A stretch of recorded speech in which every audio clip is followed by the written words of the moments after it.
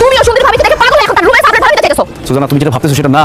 তার বাসা একটা রুম সাবলেট দিবে, চলো না আমরা ওই রুমটায় সাবলেট ভাড়া নিই। এই, তোমার কি মাথা খারাপ হয়ে গেছে? বাপের বাসা যদি সাবলেট বাসা ভাড়া না হয় তাহলে তো তোমার সংসার খরচ কমবে না, একদম জিরোতে নেমে আসবে। সাধারণ থেকে মনে 15,000 টাকা দিতে হবে, কিন্তু বাপের বাসা 10,000 টাকা কাম হয়ে যাবে। আর সবচেয়ে বড় কথা, আমার বাপের বাসা গেলে যে অনেক কিছু নিয়ে যেতে হাতে করে, আবার তারা আসলে অনেক কিছু রান্না করতে হয়, এক্সট্রা খরচটাও লাগতেছে না, বুঝতেছো তুমি? হ্যাঁ, তোমার যে খরচ একদম জিরোতে নেমে আসবে।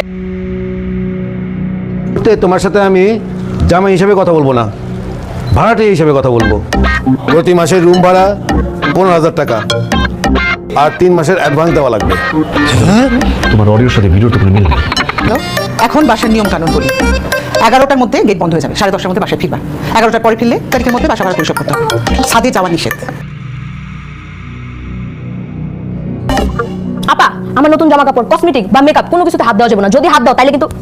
বিশেষ করে আবার কি কথা কয়, আর হাব্বা বলতেছিল কি তোমাদের নিয়ম কানুন ওর খুব পছন্দ হয়েছে, বলতেছে সবার তো নিয়ম। মাসের টাকা অ্যাডভান্স করো, তারপর দেন হবে। হ্যাঁ, বাহ, সমস্যা হলে কোনো বিপদে পড়লে আমাদের বলার দরকার নেই, নিজেদের সমস্যা নিজেরা সমাধান করবা।